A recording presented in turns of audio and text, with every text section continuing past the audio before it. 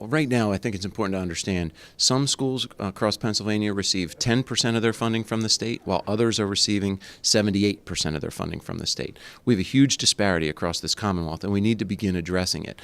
These unfair school funding formulas just can't continue. So what I've proposed is taking $250 million and directing it to those districts that receive less than 35% of their total funding from the state. 35% is the statewide average. So everyone below the statewide average, I think, deserves a supplement. And frankly, it just comes down to prioritizing our spending.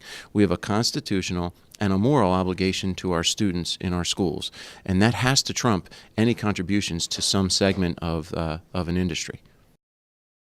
$250 million would be driven out to districts receiving less than 35% of their funding from the state. That's 211 school districts across this Commonwealth. Those 211 school districts are within 154 legislative districts. But most importantly, back home, every district in Montgomery County would benefit from this. Almost every district in Bucks County would benefit from this. Almost every district in Chester and Delaware counties would benefit from this. Just in my district, the 151st legislative district, you'd see property tax reductions in the Happer-Horsham School District of $1.2 million, the North Penn School District of $2.9 million. All told, there'd be over $6 million in property tax reductions just in my 4 school districts, Happer-Horsham, Upper Dublin, North Penn, and Wissahickon. But this benefits districts all across the Commonwealth, from Erie down to the southeast and everywhere in between. So I'm looking forward to working on this proposal and getting it to the finish line.